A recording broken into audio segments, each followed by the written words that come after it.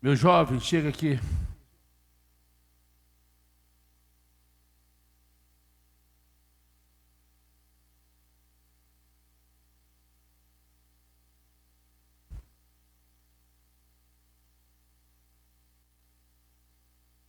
Onde é que aparecem aquelas projeções? 100%, 125%? É porque está cortando ali.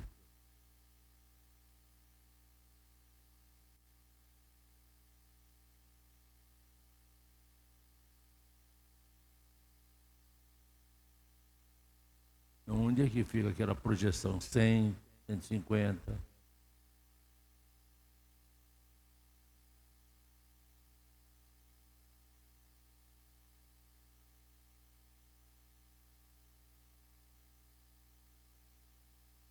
Ali em cima aparece uma tabelinha da proporção da tela, 100%, 150%.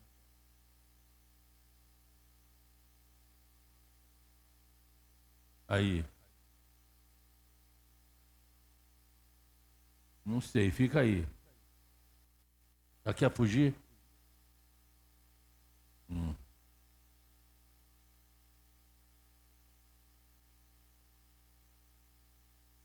Aí.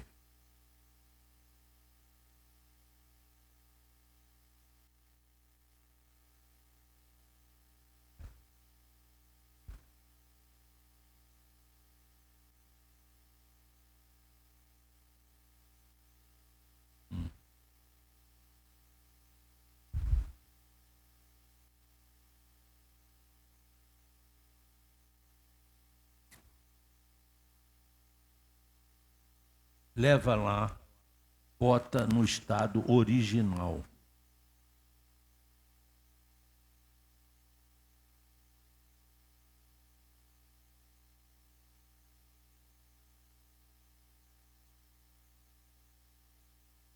Queridos, vamos lá. Eu estava aqui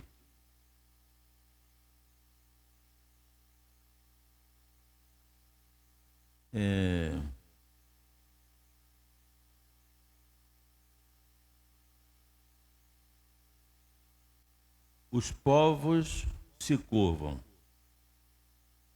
Foi o que nós louvamos aqui, não foi?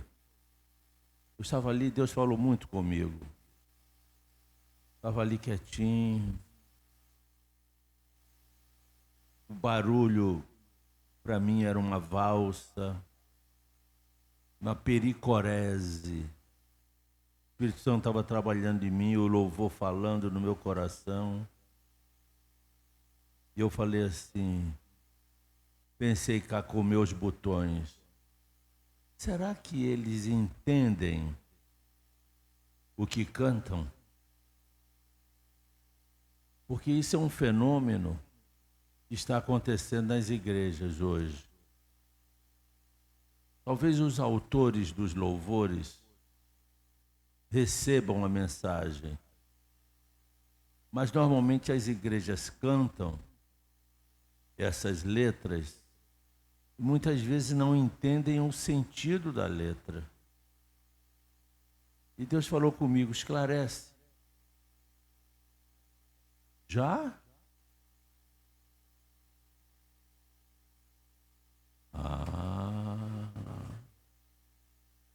É Mateus? É. Cobrador de impostos? Você quer mais alguma ajuda? Oi? Você quer mais alguma ajuda? Quero. Traz um sanduíche de queijo, com bastante parmesão. Estou brincando. Olha só. Às vezes, cantamos os louvores e não entendemos. Isso já aconteceu comigo, em épocas remotas. Agora não, porque já fiquei velho. E na minha garganta não entra nada que eu não saiba. Pastor, por que teus pés estão inchados? Eu estou comendo sal demais. Então eu estou consciente de que o sal está me fazendo mal. Mas eu não sou inocente. Eu não vou comer aquilo que eu não sei. O louvor é a mesma coisa. Muitas vezes nós cantamos os louvores e não entendemos do que se trata. Olha só uma coisa interessante, esse louvor aqui, que é muito profético, muito profundo, muito bonito. E, aliás, entoado por esse grupo aqui, vou te contar, hein? Hein? Coisa linda, não é? Júnior é um crooner, é um guitarrista, sempre foi, né? Desde jovem. E o batera ali, muito bom. Sorte que tem aqui o abafador. Não, ninguém escutava nenhum outro, só ele. Então, esse louvor entoado por um grupo desse, Espírito Santo falando, é uma maravilha. Agora vamos entender a letra que tem a ver com o que eu vou pregar. E eu ali, falei assim, Senhor, olha isso, que louvor adequado para o que eu vou trazer para a igreja. Os povos se curvam. Pergunta: qual foi o momento na história da humanidade em que os povos se curvaram a Jesus? Alguém pode me responder? Já houve um momento na história do homem em que os povos se curvaram a Jesus? Sim ou não? Nunca houve. Olha aí. Isaías disse que ele era o rejeitado das nações. Isaías disse que ele era o desprezado das nações. Mas por que o louvor, a letra do louvor está dizendo os povos se curvam? Acho que é os Salmos aqui. Os povos se curvam. Já aconteceu? Então isso vai acontecer. Vai acontecer quando? Diga assim, quando todos nós formos para o céu. Amém? Amém nada. Não tem povos no céu. Isso só pode ser aonde? Na terra. Isso já aconteceu na terra? Então vai ter que, porque é uma profecia. Perceberam? As bocas se abrem, as mãos se levantam para dizer que tu és o... As mãos de quem que se levantam? As bocas de quem se abrem? Isso, interpretação de texto. Para dizer que ele é rei dos povos. Isso já aconteceu? Então ele nunca foi rei na terra. Ele é rei ou não é? Mas nunca foi rei sobre os povos. O reinado dele nunca aconteceu para os povos. Não deu tempo. Ele veio como bebê. A Bíblia não relata dos 12 até os 30 anos. Depois só aparece aos 30 para gerar ódio aos maiorais de Israel. Jesus despertou o ódio aos sacerdotes, aos saduceus, aos fariseus. Tanto é que o crucificaram. Preferiram Barrabás do que Jesus. E ele morreu na cruz. Quando foi que ele foi rei sobre os povos? Quando foi que as bocas se abriram para declarar que ele era o rei? Quando foi que as mãos dos povos se levantaram para o louvar? Já aconteceu? Perceberam como nós cantamos e não refletimos o que cantamos? Aí vem assim dizer, para dizer que tu és o Senhor. Nunca aconteceu isso.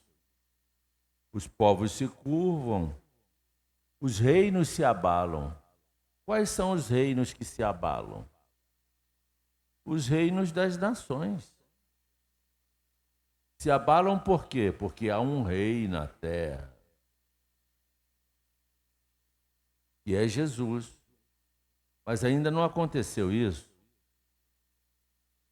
As bocas se abrem, as mãos se levantam para dizer que tu és rei, para dizer que tu és o Senhor, do outro refrão. Agora, o teu reino é sempre eterno. Onde está isso na Bíblia?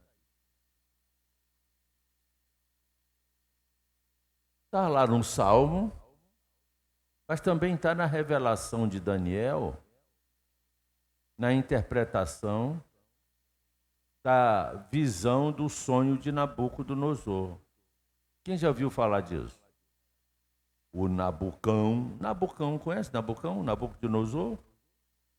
Ele sonhou. Sim ou não? Sonhou com o quê? Com uma estátua, diga uma estátua, gigantesca, amedrontadora. Isso está no capítulo 2 de Daniel.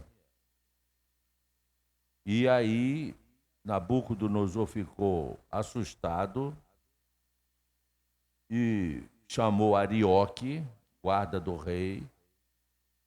Falou assim, Arioque, chama os meus adivinhos, chama os meus mágicos, chama os feiticeiros da Babilônia.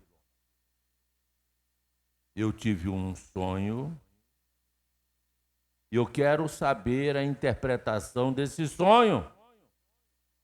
Porque eu não sei se foi um sonho, se foi uma visão. Eu quero saber o que significa isso. Eu estou muito perturbado. Já pensou? O rei falando, Nabucodonosor mandava matar. Era o rei, era o todo-poderoso. Aí o Arioque foi lá e chamou os magos e os adivinhos. Isso tudo está no capítulo 2 de Daniel. Depois confiram. E os mágicos chegaram lá, pois não, rei. O que o senhor deseja? Eu quero que vocês me interpretem o sonho que eu sonhei. Pois não, rei. Qual foi o sonho? Não vou dizer. Vocês estão pensando que eu sou bobo? Se eu disser qual foi o sonho, vocês dão qualquer interpretação e eu vou engolir isso como se fosse verdade. Para eu saber que a interpretação é real, vocês também vão ter que dizer o sonho que eu sonhei. Eu estou lá, eu me viajo para esse... Eu fico olhando para a cara dos feiticeiros. Ei, isso é impossível. Somente alguém que possa estar habitando com os deuses pode saber disso. Ah, vocês não podem, não? Mas vocês não são os feiticeiros, os adivinhos, os mágicos? Somos. E não podem dizer o sonho que eu sonhei? Não temos como. Arioque, passa o cerol neles. Sabe o que quer dizer passa o cerol? Não, o carioca sabe. Vai lá na Rocinha, pega lá um AR-15, uma escopeta e mata todo mundo. Aí assombrou a Babilônia. Aí quem se levanta? Daniel, o jovem, o homem. Um dia eu quero conhecer Daniel. Um dia eu vou vê-lo. E Daniel falou para Arioque: me leve na presença do rei. E Arioque o levou. Rei, eu vou conversar com o meu Deus. Olha, Deus de Israel. Se ele me disser o sonho que tu sonhaste, eu vou-lo declararei.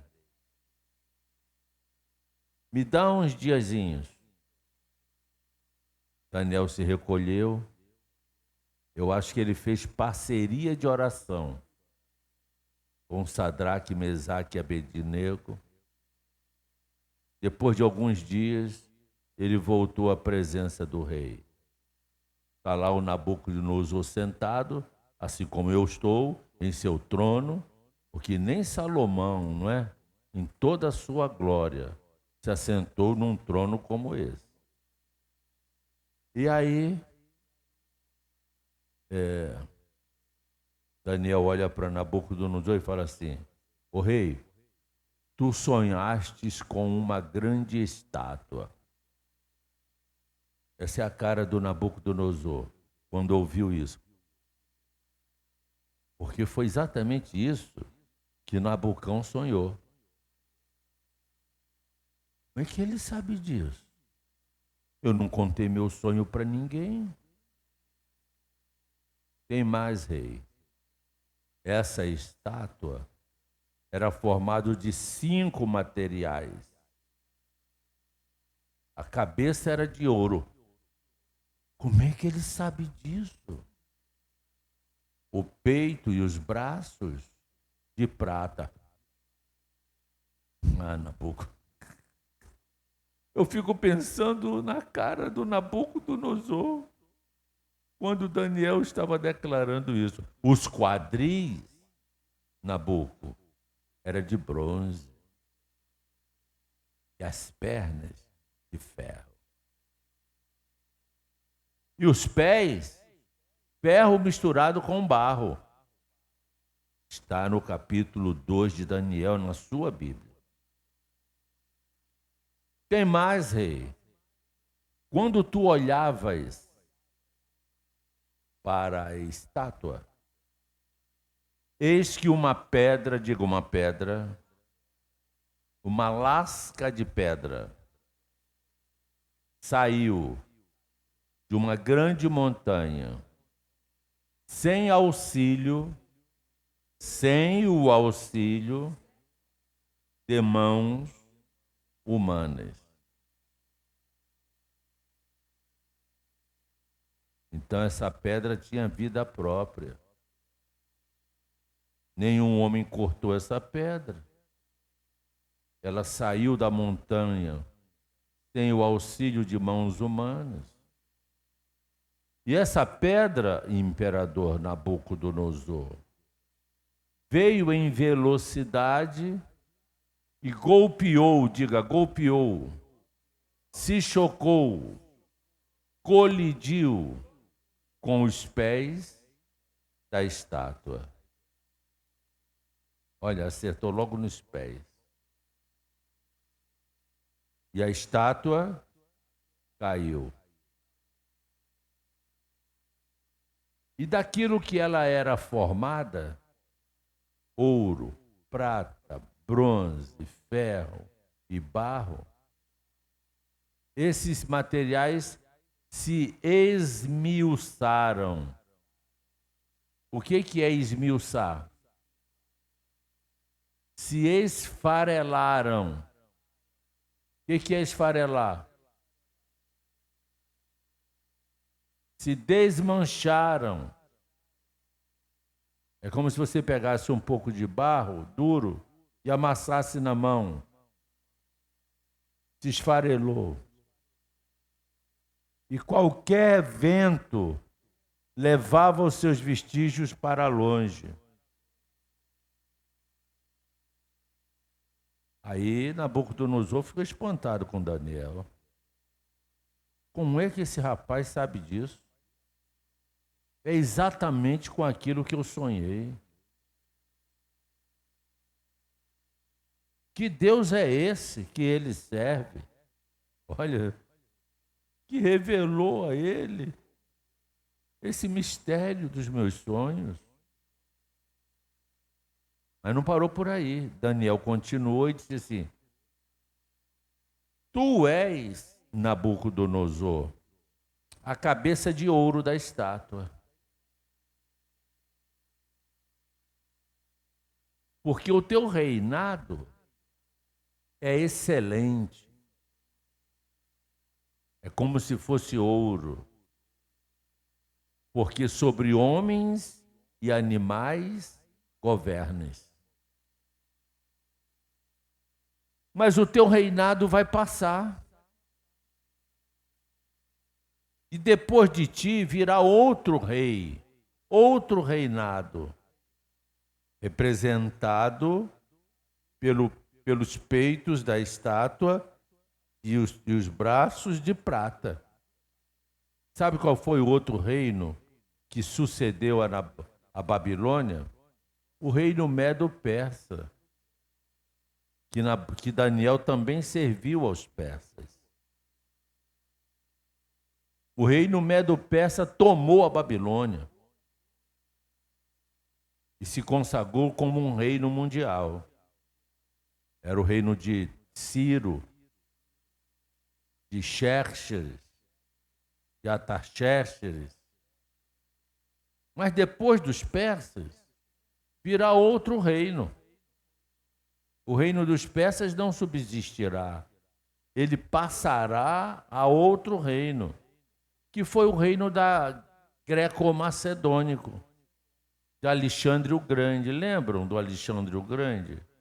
O Alexandre o Grande dominou a Europa e dominou o reino da Pérsia. E o Alexandre o Grande passou a dominar como reino único do mundo antigo. Mas Daniel falou, mas esse reino também vai passar, o de quadris de bronze. Vai chegar outro reinado, o das pernas de ferro, que foi o Império Romano. Olha, gente, o que o Nabucodonosor sonhou e o que Daniel interpretou? Babilônia, Pérsia, Grécia, pernas, Roma. E depois os pés, que eram compostos de ferro, diga ferro, misturado com barro. Essa substância não dá liga, mas estava lá, pés de ferro com barro. O ferro é quem? Roma. O ferro é quem? E o barro?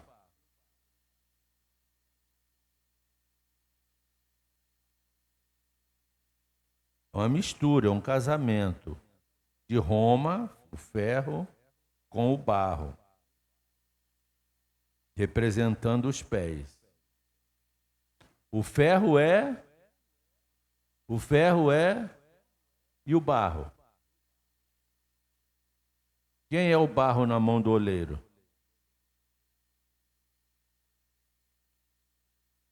Quem falou? Quem falou o quê? Não entendi.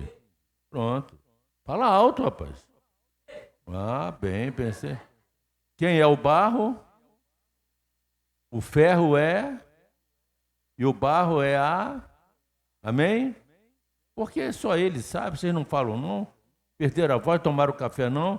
Quem é o ferro? E quem é o barro? Claro. Claro que não. Eita glória! O ferro é Roma. E o barro é o barro na mão do oleiro. Quem é o barro na mão do oleiro?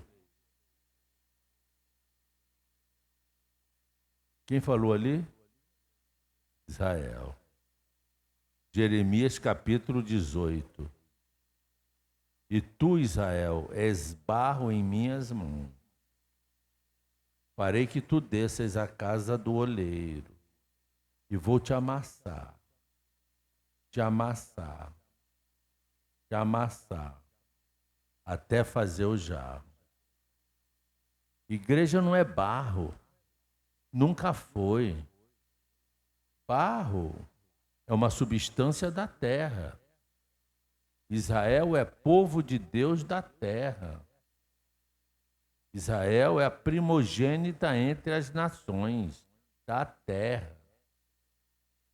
Israel foi levantado para ser uma nação sacerdotal na terra. A igreja não pertence à terra. A igreja já é cidadã celestial.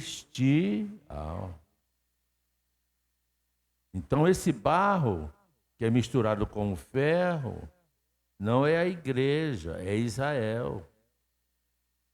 Isso está em Daniel capítulo 9, 27, será a aliança.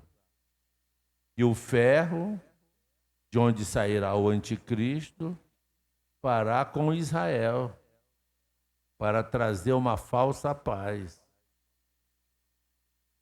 Amém? Então, os pés da estátua são dois reinos. É o reino romano, misturado com o reino judaico, israelita. E quando Nabucodonosor está vendo, olhando para a estátua,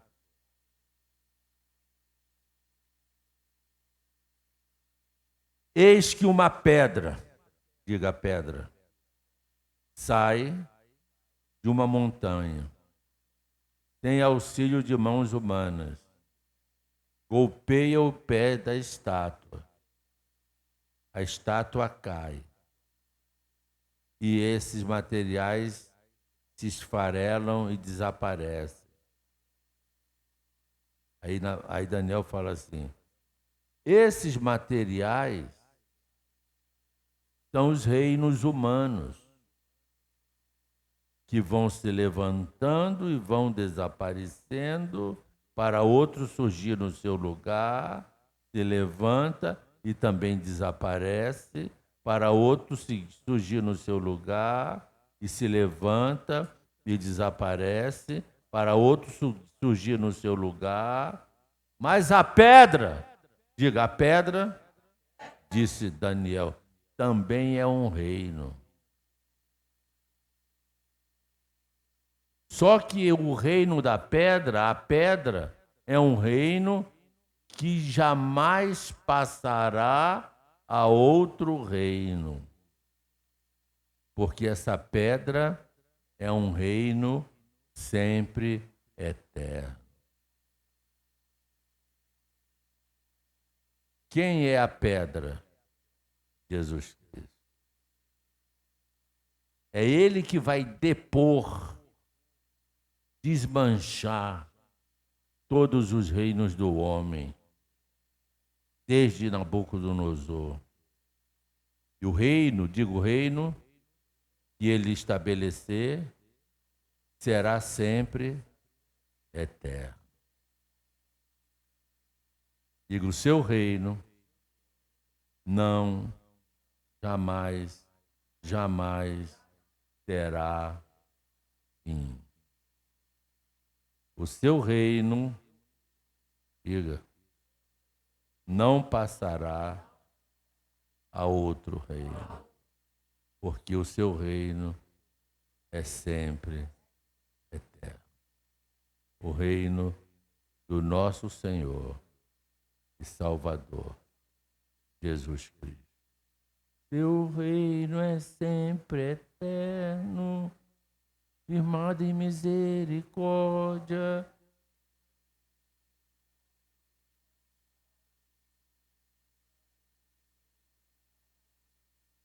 Tua igreja te... E os povos vão adorá-lo também. Aí você vai lá para Isaías 16:5,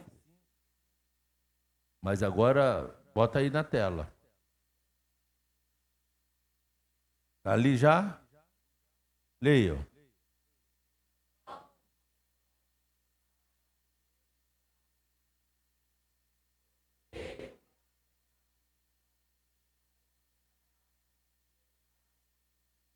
Quem é esse um que vai julgar? A pedra.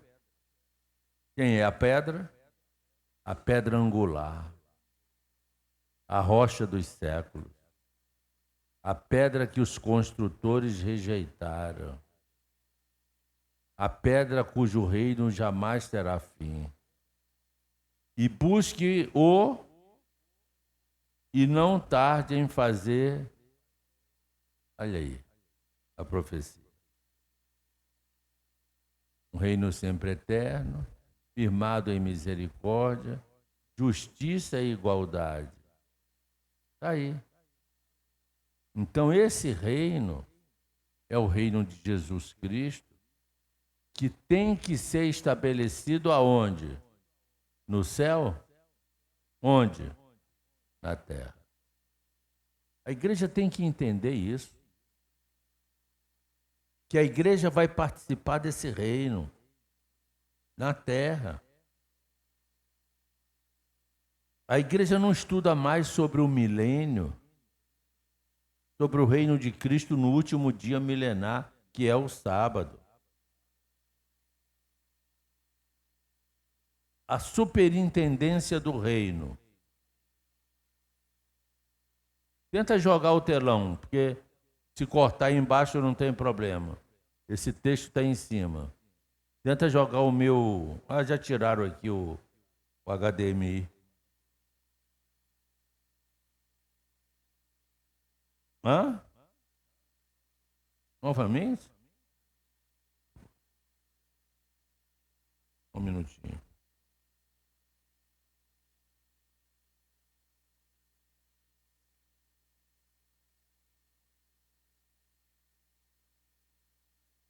Pastor Pedro Paulo, a paz do Senhor. Eu estou pregando agora, estou aqui com o pastor Júnior, em Realengo. Podemos sim, eu vou organizar tudo isso, tá? Hoje à tarde, Rebeca já vai dar um retorno para o irmão, para organizar tudo, falar que bom, a questão da estrutura, tá bom, Pedro? Pastor Pedro. Um abraço, Deus abençoe. Pastor Pedro Paulo Júnior. Aí falou dele ontem, né? É. Ele está contra a igreja, você sabe, né? É Churchill. Então, olha só. Agora eu vou revelar para vocês uma coisa. Aliás, eu vou perguntar. Já houve reino de Deus na terra? Sim ou não? Não? Uns estão dizendo que sim. Outros estão dizendo que não. Isso é bom. Sim ou não? Cadê aquele banquinho que estava aqui, hein? Cadê a fonte do computador? Ah, não é possível, vocês da mídia estão com a cabeça onde? Cadê a fonte do computador aqui? Daqui a pouco eu fico sem bateria. Pastor, vou dar um choque de gestão nesse povo aí, da mídia. Não fica passando pano, não. Vocês fizeram o possível, mas não me deram o telão. Comigo é veneno, é boldo. Cadê a fonte para eu poder não ficar sem o meu computador? A fonte é aquele cabinho que tem um negocinho assim, que introduz aqui no computador para eu ficar com a bateria. Olha, é uma ligeireza, olha o passo que ele vem. Rafael, tu tá morrendo, meu filho? Acelera esse passo aí. Puxa vida, precisou o irmão sair dali, rapaz, você. Toma aqui. Eu acho bom.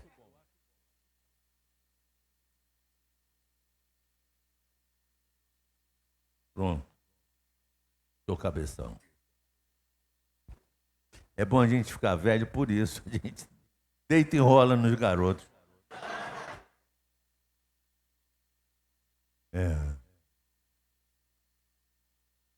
Mas tem um ali fora que é o MMA. Com ele não tirou onda, não. Quando eu olhei para aquele peitoril. Vamos lá. Tem uma dúvida aqui na igreja. Já houve reino de Deus na terra? Uns dizem que não, mas o irmão lá está balançando a cabeça que sim. Já houve, irmão? Você que veio conectar aqui.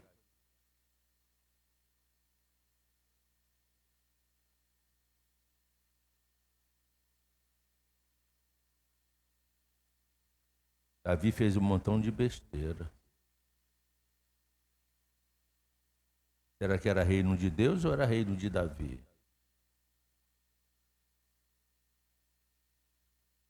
Reino de Deus não é o reino de Davi, não. Mas já houve reino de Deus na terra. Alguém falou sim? Quem falou? Quem falou? Quando? O que ela falou?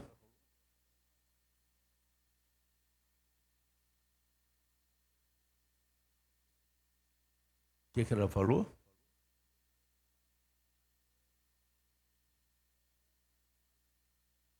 Também não, mas gostei. O chute foi bom.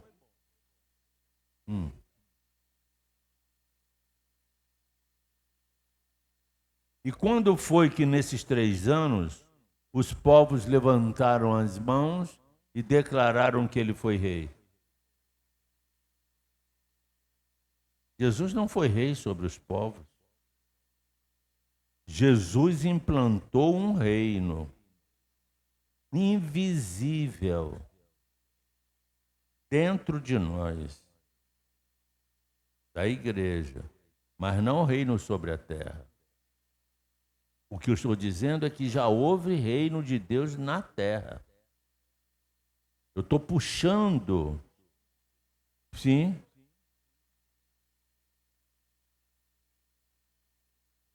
Não, alguém falou aí. Quem falou? No Éden. Quem falou Éden? Não, você falou Samuel. Deixa de onda. Quem falou Éden? Foi você também?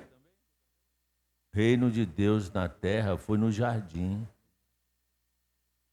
Antes da queda. Olha só. Pastor, é verdade. Antes da queda, havia reino de Deus na terra. E o casal, quem era o casal? Hein? Eram os superintendentes do reino de Deus na terra. O casal foi incumbido de reinar. Não foi isso? Olha só, Adão cuidava. Quem cuida, reina. Guardava e exercia domínio. Quem exerce domínio, reina. Seria um reino representativo. O que é o reino representativo? Vou dizer, no aspecto humano, diz que o poder emana do povo. Mas somos nós que estamos lá? Nós votamos, e votamos errado. Hein? E colocamos lá quem?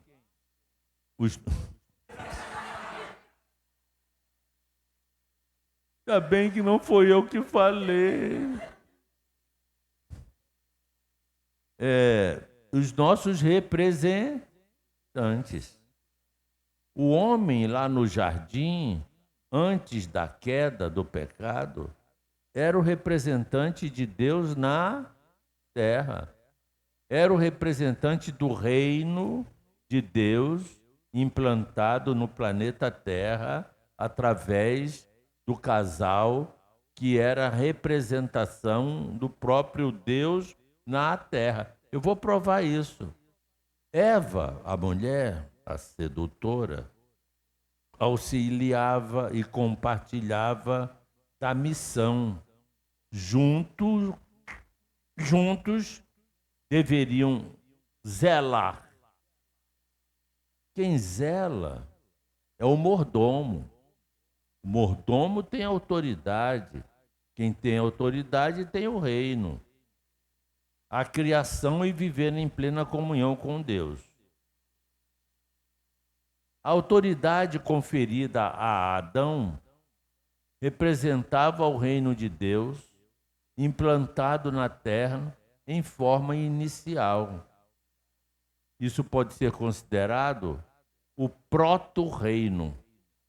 O proto é que começa antes de um reino bem representado, melhor, maior representado. Era o início do reino na terra. Tomou, pois, o Senhor Deus ao homem e o colocou no jardim do Éden para o lavrar e guardar. O Adão, o Eva, aqui está a minha criação. Aqui está o meu jardim. Agora é com vocês. Vocês são os diretores. Vocês são os superintendentes do reino. Vocês me representam. Havia reino de Deus na terra, no Éden, no período do jardim. Atribuições do casal como representantes do reino de Deus: cuidar e cultivar o jardim. Adão tinha a responsabilidade de trabalhar no jardim, cultivando-o e preservando-o. O verbo guardar indica também proteger e zelar e administrar o que Deus havia criado. Está aí. O casal eram administradores do reino de Deus implantado no planeta Terra, inicialmente no Jardim do Éden. Amém? Pergunta: já houve reino de Deus na Terra? Quando? No Jardim ou no Éden. Antes da queda. Como antes da queda, pastor? O que aconteceu depois da queda? Vamos ver. Vamos ver. Nomear os animais. Havendo Deus, pois, o Senhor Deus formado da terra todo animal do campo e toda ave dos céus, os trouxe até Adão, para ver como este, Adão, lhe chamaria. E tudo o que Adão chamou, e toda a alma vivente, isso foi o seu nome. Olha isso. Parou para pensar isso? Vem cá, Adão. Deus chamou. Olha ali, ó, eu criei. Olha aqui, eu criei. Olha lá voando, eu também criei. Olha aquele lá comendo capim, eu criei. Olha aquele lá ruminando, eu criei. Como é que você vai chamá-los? Senhor, eu é que vou batizar? Sim. Eu estou passando para você o poder. Eu estou passando para você a autoridade de dar nome aos bois, de dar nome à minha criação. Para a igreja. Para você entender quem nós somos, o que nós recebemos do nosso Pai Celestial. Nós recebemos autoridade ao ponto de batizar aquilo que Ele criou. E a Bíblia diz, aquilo que Adão chamou, esse foi o seu nome. Aquilo é a formiga, aquilo é a minhoca, aquilo é o leão, aquilo é a onça, aquilo é o tigre, aquilo é o cavalo, aquilo é o cavalo, aquilo é o peixe, aquilo é o peixe, aquilo ali é a águia, aquilo é a águia, aquilo ali é o rinoceronte. Pensa bem, o homem teve a autoridade de Deus de ser o batizador da criação do divino. Que coisa, hein? Parou para pensar o que nós tínhamos em nossas mãos? É porque a gente passa batido nisso e não entende o que nós perdemos. Nós não entendemos o que nós tínhamos e perdemos por causa do pecado. Por causa da ganância, da rebeldia. Nomear é um ato de domínio. E ordenou Deus ao homem, dizendo, Gênesis 2, 16 a 17, de toda árvore do jardim comerás livremente, mas a árvore do conhecimento do bem e do mal não comerás.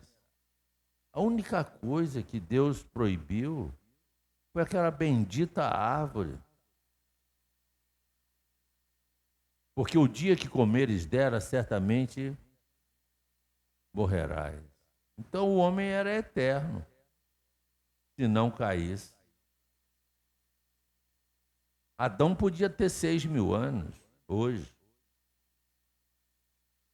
mas morreu porque desobedeceu. A principal atribuição espiritual e moral era obedecer à ordem de Deus, reconhecendo sua soberania. Isso representava liberdade com responsabilidade. Todo mundo quer ter liberdade, mas nem todos querem ter responsabilidade. Adão e a Eva foi um desses. Queria liberdade, mas não tiveram a responsabilidade de obedecer a Deus. Ser auxiliar um do outro. Não é bom que o homem esteja só. Far-lhe-ei uma auxiliadora que seja idônea. Eva é criada como auxiliadora idônea, ou seja, parceira adequada, em igualdade de valor e complementariedade. Para Deus, a mulher tem o mesmo valor que o homem. Esse negócio de o homem querer ser o mandão, querer ser o senhor da mulher, não é bem assim que a banda toca, não. Tem muitos homens que têm que ser reciclados. Entender que o homem tem que amar sua esposa como Jesus amou a igreja. Essa é a orientação de Paulo para esses machistas aí que oprimem as esposas, que oprimem as mulheres. A mulher precisa ficar mendigando. Me dá aí R$50 para eu fazer uma escova. Para que 50? Toma 5, traz 2 de volta. Isso é um cabeção miserável. Mão de vaca, suvino e antideus. Seu anticristo. Olha lá, hein? Olha como você trata a tua mulher, tua namorada. Quem está noivo aí? Olha lá, seu cabeção. Vai, cadê a noiva? Toma cuidado. Se ele quiser ser autoritário contigo, não deixa não. Você está ouvindo, né? Quanto tempo de noivado? Nem sabe? Isso é um cabeção. Eu sou pai dessa moça, tu estava estreitado comigo. Quantos anos de noivado, querida? 3? Tomara que o arrebatamento aconteça amanhã.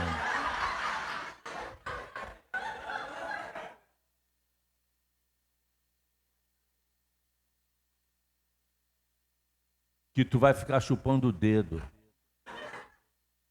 Os dois vão subir, eu espero, um olhando para o outro. Por que eu não casei? Eu vi dizer que era tão bom. Rapaz, tu já...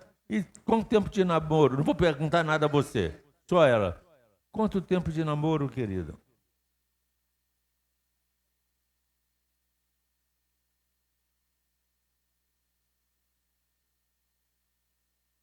Sete anos? Você está brincando. Com 7 anos dá para construir o templo de Israel.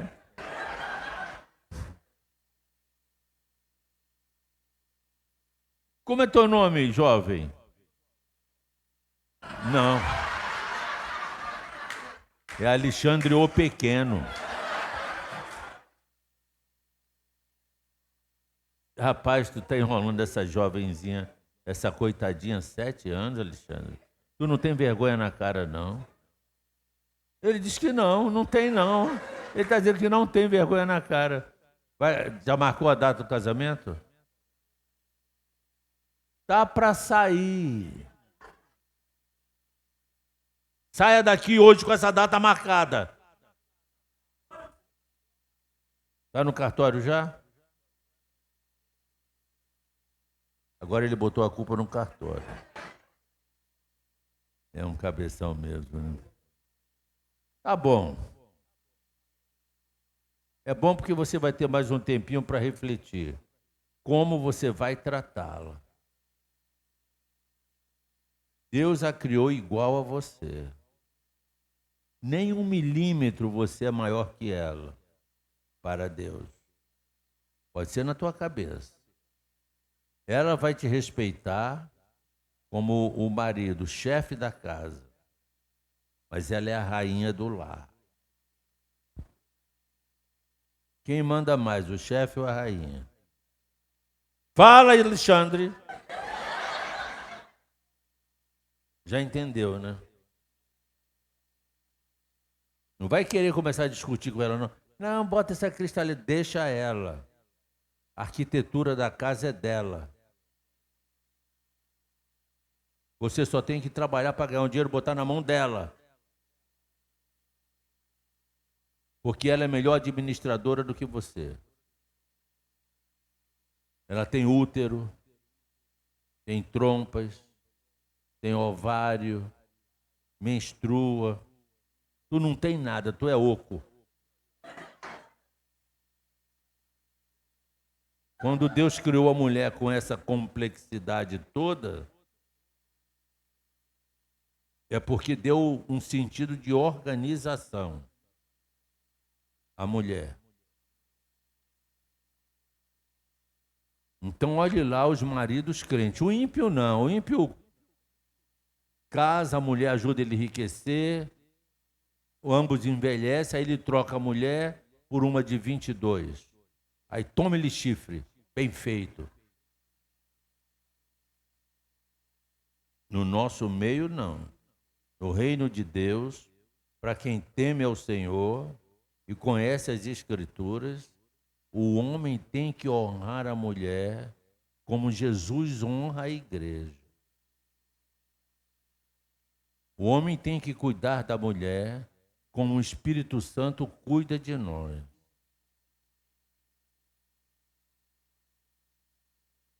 A responsabilidade do marido é ser o modelo para a mulher, para os filhos, para Deus e para o mundo. Olha isso. A responsabilidade que está no ombro de um varão. Onde você chegar, Alexandre, Jesus chegou. O Espírito Santo faz isso conosco. Por isso que o Espírito Santo não está sobre você, já habita em você. Em primeiro lugar, para nós entendermos o valor da nossa idônea, a nossa companheira, a nossa coadjuvante. Porque Glorinha não está aqui, senão eu já tinha falado dela 10 vezes. Eu aqui estou com um pouco de falta de ar, porque Glorinha é o ar que eu respiro. Oh.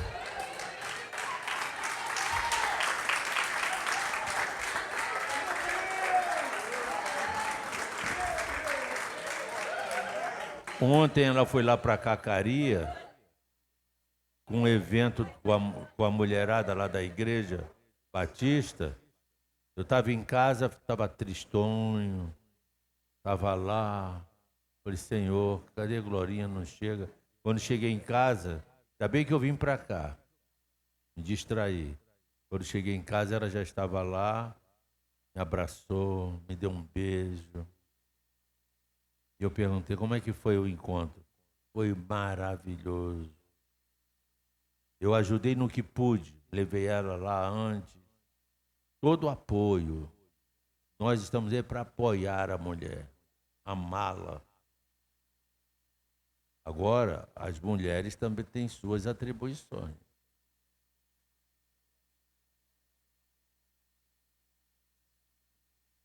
Quem tem filhos aí, mulheres? Você tem filhos? É casada? Quantos filhos tem? Quem tem mais? Qual é o nome do seu marido? 3? É pequenininha, mas é produtiva. E tem o marido, está aí ele? Está trabalhando. 3 filhos. Quem é a prioridade para você? Não são os filhos? Sério?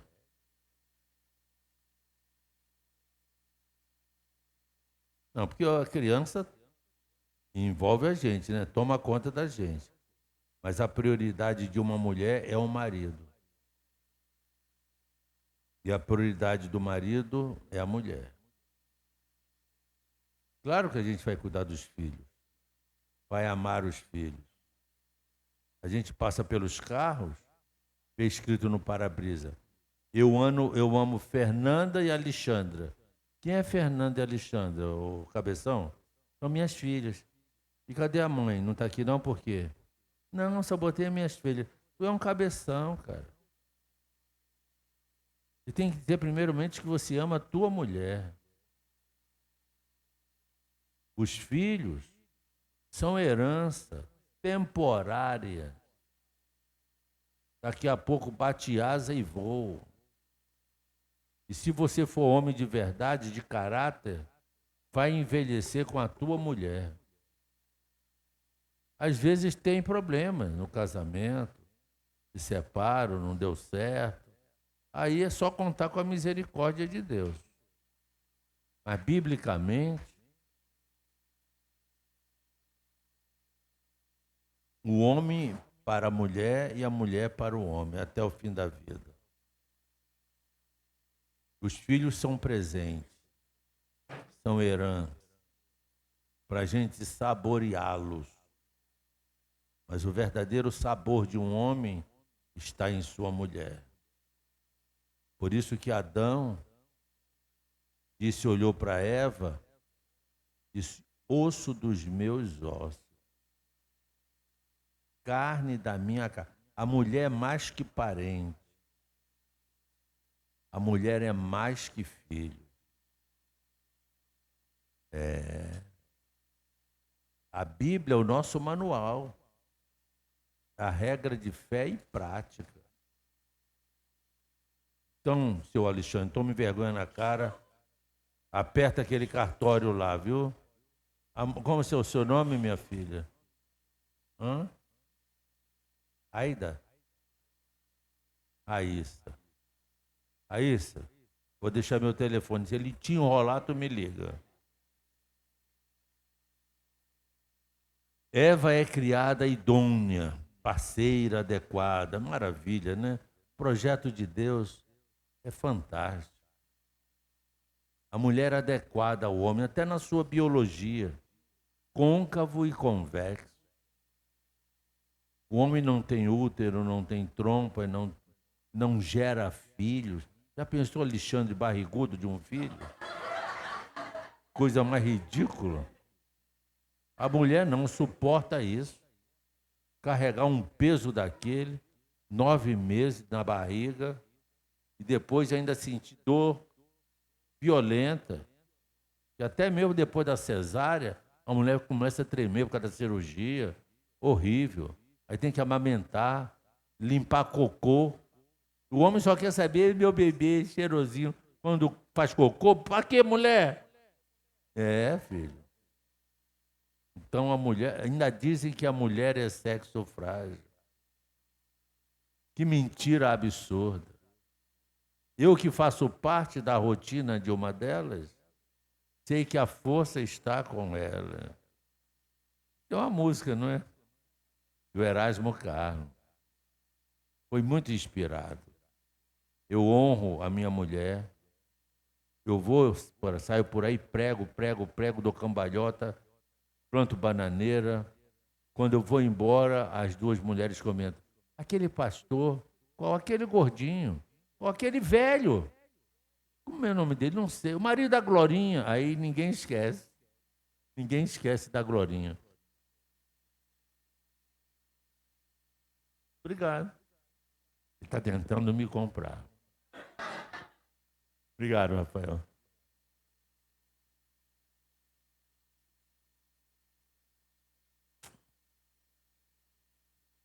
Maravilha. Mas eu não devia ter bebido, não. Não tem banheiro aqui. O senhor tem... Ok. Ele falou que eu tenho mais 2h30.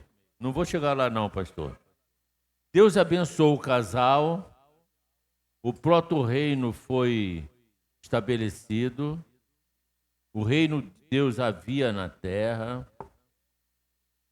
Mas quando o homem caiu, diga, como o homem caiu, surgiu um novo reino. O reino de Deus foi suspenso e foi estabelecido um outro reino. Qual reino? Não, o reino do homem.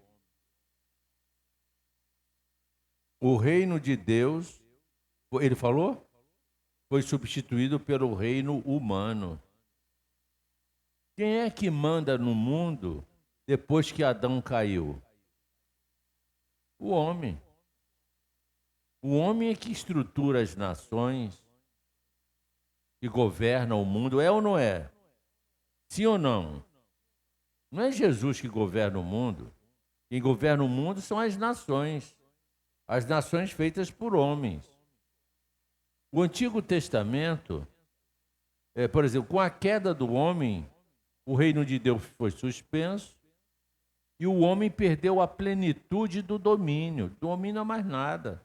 O homem só domina a si próprio. E Satanás passou a ser chamado príncipe deste mundo. Aí o diabo entrou. Era o que ele queria. Ele seduziu o homem cai, passou a ter poder pessoal, isolado, sem Deus. O reino de Deus foi suspenso. E o reino do homem conta com quem para inspirá-lo? O diabo. O Antigo Testamento mostra Satanás como acusador e opositor. Nos evangelhos, Jesus o chama de o príncipe deste mundo, que é o diabo. Nas cartas apostólicas, Paulo e João afirmam que ele é o Deus deste século, Satanás, e que o mundo jaz no maligno. Então, toda a Bíblia mostra que o diabo está agindo, está operando. No Apocalipse, revela a sua influência global, enganando as nações. Em resumo, a partir da queda do homem, Satanás passa a exercer domínio sobre o sistema do mundo. Isso já dura, amada igreja, 6.000 anos. Desde a queda do homem, que o reino do homem passou a existir, e já fazem 6.000 anos que o reino do homem está vigorando. Por isso que o mundo está desse jeito, porque o homem é inspirado pelo sedutor desse tempo, que é o diabo. Será que isso vai terminar assim? Se isso terminar assim, quem ganhou foi o diabo. Por isso que um dos objetivos da volta de Jesus é suspender o reino do homem, é aprisionar Satanás e Jesus reinar o último dia, para que o reino de Deus seja novamente estabelecido. No primeiro dia, com a queda do reino do homem, do reino de Deus, é substituído pelo reino do homem. O reino do homem, iniciado no primeiro dia, dura até hoje, no 6º dia, e tem Satanás como sedutor das nações. Passagens que mostram a atuação de Satanás como acusador e opositor, do Éden até os nossos dias. Nos evangelhos, Jesus o chama príncipe desse mundo. Nas cartas, o mundo jaz do maligno. No Apocalipse, enganando as nações. No Antigo Testamento, mostra Satanás como acusador e opositor. Lá no livro de Jó 1 e 2, Satanás aparece diante de Deus, acusando Jó e recebendo permissão de próprio Deus para acusar Jó. 1 Crônicas 21:1. Então Satanás se levantou contra Israel e incitou a Davi a numerar Israel. Deus não deu ordem para Davi fazer o censo no povo, mas Davi desobedeceu. Inspirado por quem? Pelo diabo. Zacarias, Satanás está à direita do sumo sacerdote Josué para o acusar. Zacarias capítulo 3. O diabo tentou seduzir até a Jesus, o levou ao monte e fala: pula desse monte, come essa pedra. O próprio diabo tentando seduzir o Senhor Jesus. Referência no Novo Testamento. Aqui eu já falei tudo isso aqui. Vamos para os finalmente.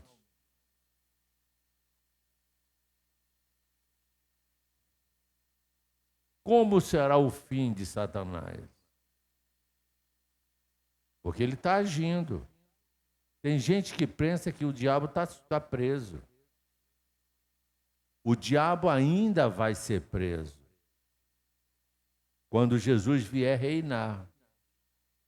Quando Jesus vier reinar aqui na terra, aí se cumpre Apocalipse capítulo 20. Desce um anjo, o aprisiona durante os 1000 anos. Enquanto Jesus estiver reinando os 1000 anos, o diabo estará preso. Isso está lá no Apocalipse capítulo 20. E como fica? Agora eu vou fazer uma pergunta. E agora, como entender: venha o teu reino e seja feita a tua vontade, na terra como no céu? Quem orou desse jeito? Quem nos ensinou a orar isso? Pedindo o quê? O reino. Venha o teu reino. Jesus já estava na terra. Significa dizer que o reino de Deus ainda não estava instalado, porque Jesus pediu a vinda do reino.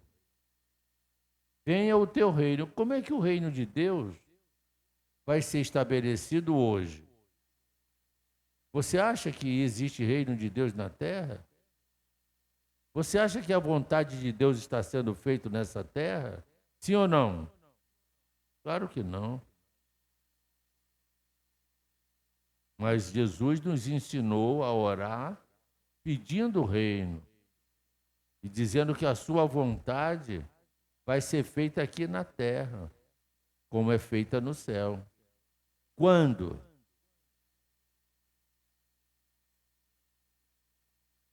Quando? No 7º dia milenar. Nós estamos vivendo no 6º. E nós somos a geração de transição entre o 6º e o 7º. Por isso que somos a geração do arrebatamento. Para irmos no RH, nos preparar para descer com Jesus, para reinar o 7º dia, os 1000 anos. Nesse período, o diabo estará preso.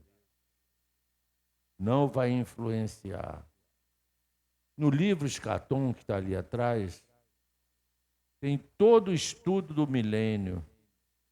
Você quer saber a respeito do milênio? Da grande tribulação? Dos 144.000, das 2 testemunhas? Está tudo no livro. Nesse tempo aqui, eu não vou ter tempo de falar sobre tudo isso.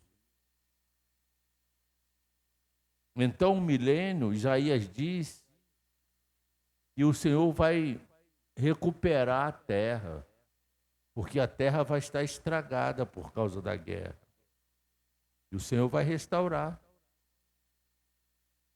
As folhagens servirão de medicamento.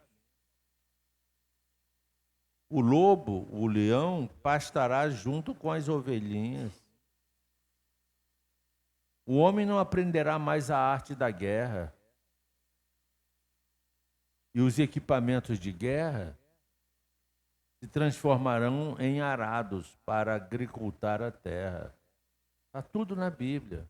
Isso no período dos 1000 anos. Com a queda do homem, a autoridade delegada a Satanás levantou-se um novo reino, o reino humano. Hoje nós estamos debaixo do reino do homem. É o homem que manda nisso aí tudo. E quem inspira o homem? O diabo. Por isso que esse tempo tem que acabar, para Jesus voltar a reinar, para reestabelecer o reino de Deus na terra. Ficou claro? Sim ou não? Sim ou não? Então creia no milênio. Estudem, se puderem. Se não puderem, não tem problema. Mas se puderem, compre o livro. Ali está tudo sobre o milênio.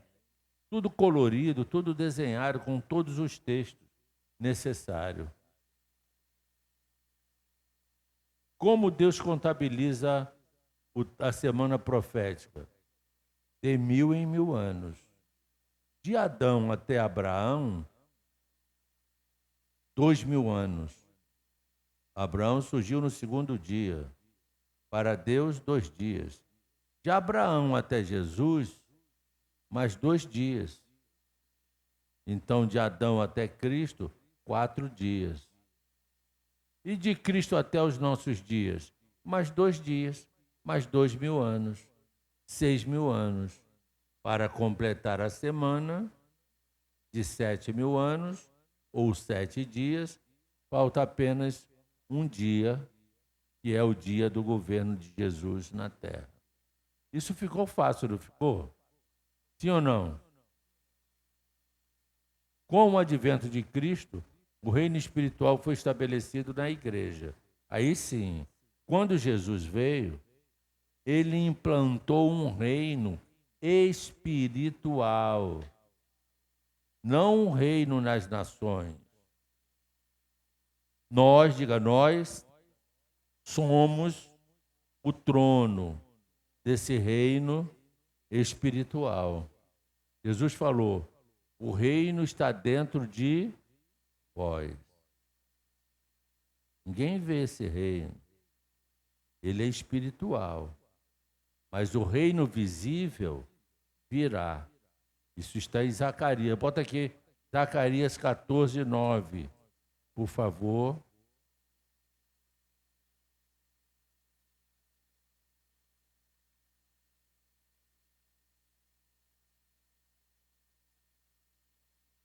Leiam.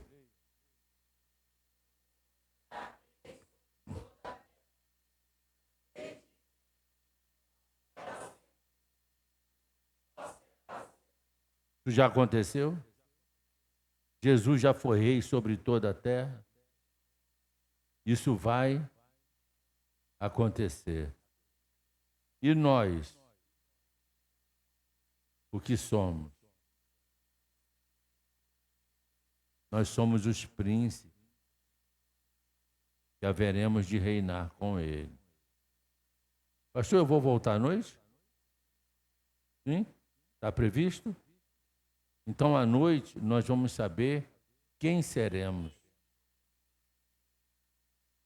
Como vamos reinar com Cristo? Quem seremos no milênio? Você está pensando que você vai chegar aos 80, 90, que não vai. Jesus volta antes.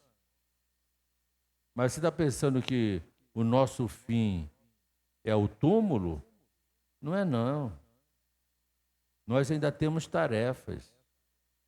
Se algum de nós morrermos, vai ressuscitar para subir no arrebatamento e depois voltar com Cristo na terra para reinar os 1000 anos. Agora eu vou fazer um paralelo entre o Éden, para encerrar, entre o Éden e o milênio. No Éden, tinha a presença de Deus que caminhava com Adão. Está lá no Gênesis 3:8. No milênio, Cristo reinará em Jerusalém conosco. No Éden era Deus com Adão, diga. No milênio, Cristo conosco. Uau! A autoridade no Éden, Adão dominava sobre a criação. Adão tinha autoridade no Éden. E ele dominava sobre a criação de Deus. E no milênio, os santos, quem são os santos? Nós reinaremos com Cristo. No milênio, Adão dominava no Éden. E no milênio, reinaremos com Cristo. Satanás no Éden, presença como tentador. E no milênio, preso por 1000 anos. Vai para lá, canela seca. O Senhor vai prendê-lo. A natureza no Éden, harmonia com os animais. No milênio, o lobo habitará com o cordeiro. Haverá harmonia também. Família no Éden, mandato de frutificar. No milênio, famílias seguras. Acabou violência. O homem não aprenderá mais a arte da guerra. A justiça no Éden, ordens sobre Deus. No milênio, justiça de Cristo, que vai imperar no reino milenar. Fim no Éden terminou com a queda. E no milênio terminará com a rebelião final. Quando o diabo for solto, muitos ainda vão para o lado dele. Igual aqui, num país chamado Nárnia, teve um presidente que foi julgado porque era ladrão, corrupto, foi preso, ficou um tempo preso. Depois, os capa-pretas arrumaram um jeito de soltá-lo. Aí soltaram esse presidente lá em Nárnia. E aí ele voltou a seduzir o povo e terminou se elegendo novamente. Se elegendo, entre aspas, novamente. Porque o povo é maligno. E dentro de Nárnia tem as igrejas, muito dentro das igrejas ainda adora esse filho do cão. Fazer o quê? É da natureza humana. É um país fictício, que não existe, é Nárnia. Fim do período. No Éden, o período terminou com a queda e a expulsão do homem do paraíso. No milênio, terminará com a soltura de Satanás, a última rebelião e o juízo final. Agora eu concluo dizendo que tudo acontecerá em uma semana, em 7.000 anos. E a nossa geração é a geração de transição entre o 6º dia e o 7º dia da semana criada por Deus. Por isso a igreja tem que se preparar primeiro para ser levada daqui, para ir para o RH do Senhor e para as bodas do Cordeiro. Receber dele a sua mente e depois voltar com ele para julgar na terra. Nós seremos os príncipes que haveremos de governar junto com Jesus os 1000 anos na terra, para aí depois seguir a eternidade. E quando formos para a eternidade, não vamos morar no céu, não. Eu vou morar no céu, isso é a canção. A Bíblia não fala isso. A nossa casa eterna será a ditosa cidade, a Nova Jerusalém, quadrangular, 12 portas e 12 colunas, onde o Senhor habitará conosco pela eternidade. Amém? Deus abençoe até a noite, se Deus quiser.